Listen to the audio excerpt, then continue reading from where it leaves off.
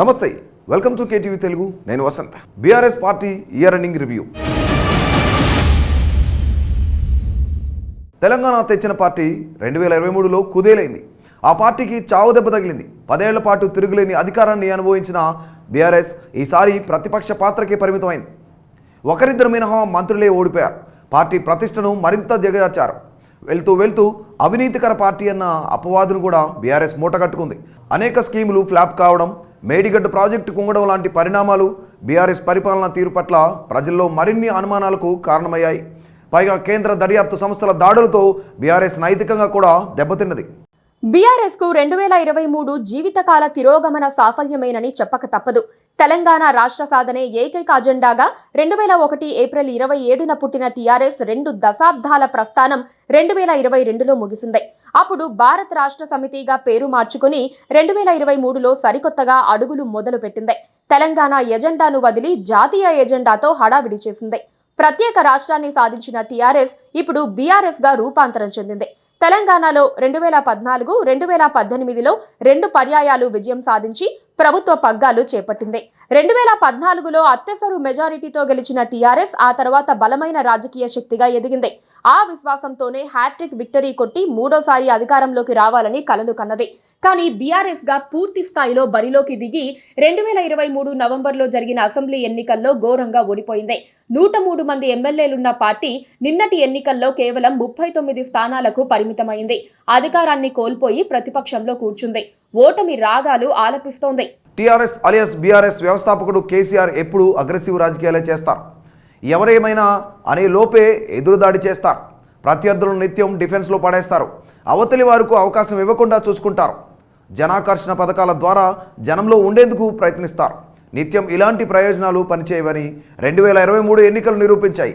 పాత పద్ధతుల్లో పాటిస్తే ఓటమి ఖాయమని తేల్చేశారు.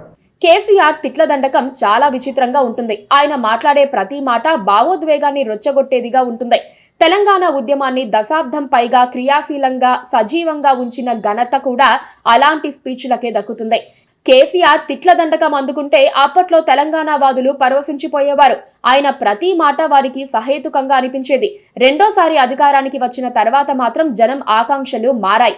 ఉపన్యాసాలు చాలు, చేతల్లో చూపించండని ప్రశ్నించటం మొదలుపెట్టారు. కబుర్లతో కడుపు నిండదని, ప్రజలకు చేరే పథకాలు సక్రమంగా అమలు చేయాలని వారు కోరారు. దాంతో కేసీఆర్ ప్రభ క్రమంగా మసకబారటం మొదలైంది. బీఆర్ఎస్ నేతల ప్రతి పనికి పోస్టు మార్టం జరిగింది. పార్టీ పూర్తిగా డిఫెన్స్ లో పడిపోయే పరిస్థితి తలెత్తింది. 2023లో ఆ ప్రక్రియ తారాస్థాయికి చేరింది. మాటలే తప్ప చేతలు లేవన్న ఫీలింగ్ జనంలో పెరిగిపోవటంతో గ్రామీణ తెలంగాణలో బీఆర్ఎస్ పూర్తిగా దెబ్బతింది. చివరికి ఓటమి పాలయ్యింది. ఇతర రాష్ట్రాల్లో విస్తరణకు ప్రాధాన్యం ఇచ్చి తెలంగాణలో బేస్ను దెబ్బకొట్టుకున్నారన్న చర్చ కూడా 2023లో జరిగింది.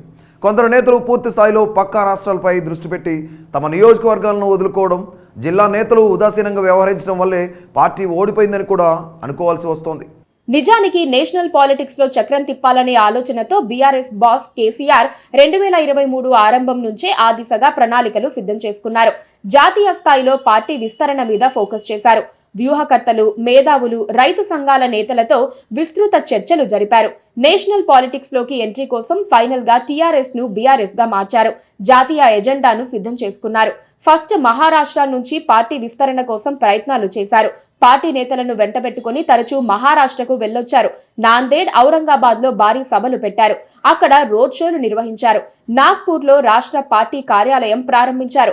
శివసేన, ఎన్సీపీ నేతలను, మాజీ ఎమ్మెల్యేలను, స్థానిక సంస్థల నాయకులను పెద్ద సంఖ్యలో బీఆర్ఎస్ లో చేర్చుకున్నారు. ఛత్రపతి వారసుడు సంభాజీ రాజే వంటి నేతలను ప్రగతి భవన్ పిలిపించుకొని సంప్రదింపులు జరిపారు. జాతీయ స్థాయిలో భారతీయ జనతా పార్టీకి తామే ప్రత్యామ్నాయమని హడావిడి చేశారు. ఆంధ్రప్రదేశ్ లో కూడా పార్టీ విస్తరణ మీద దృష్టి పెట్టారు. తోట చంద్రశేఖర్, మాజీ మంత్రి రావెల కిషోర్ బాబు, పార్థసారథి వంటి నేతల్ని పార్టీలో చేర్చుకున్నారు. తోట చంద్రశేఖర్ ను ఏపీ శాఖ ప్రెసిడెంట్ గా ప్రకటించారు.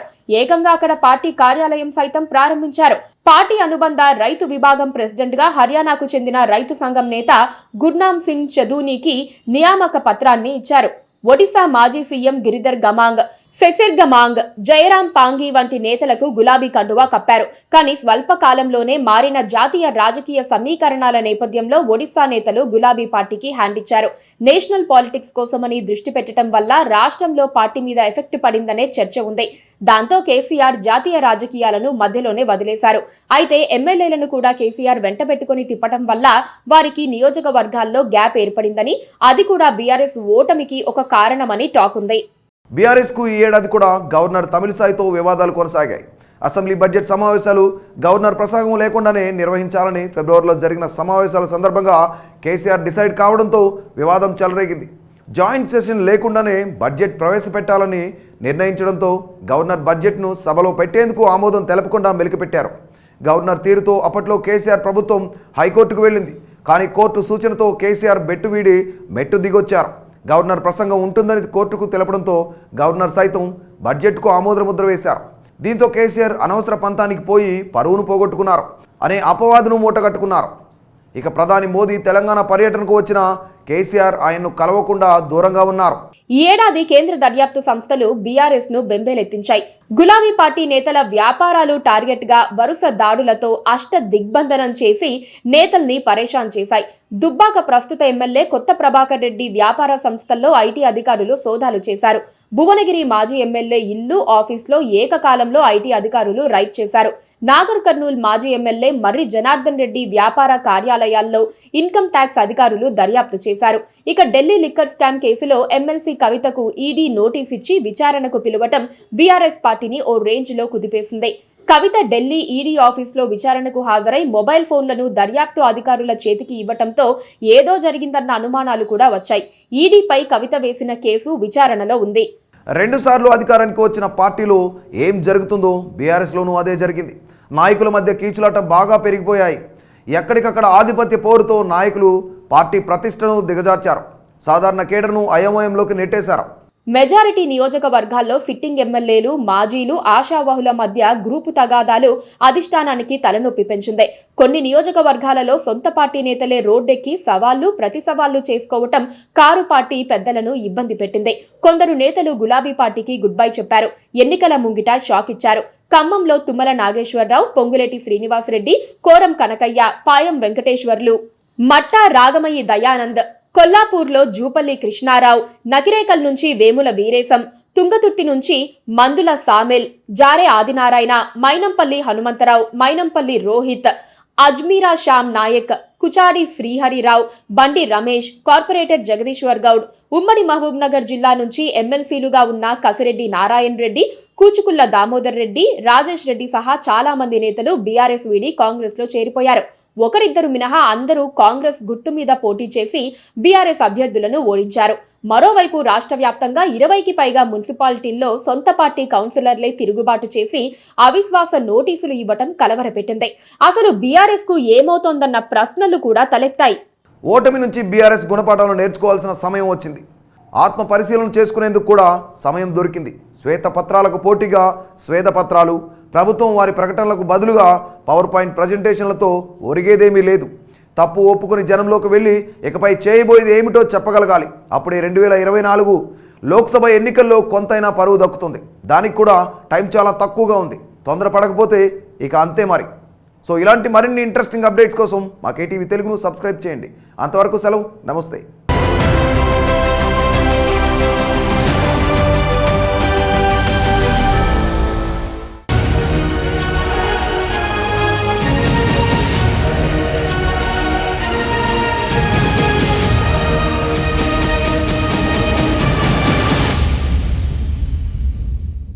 Please do subscribe to Please do subscribe to Please do subscribe to Please do subscribe to Please do subscribe to Please do subscribe to KTV Telugu. KTV Telugu. KTV Telugu. KTV Telugu. KTV Telugu. KTV Telugu. Please do subscribe to KTV Telugu.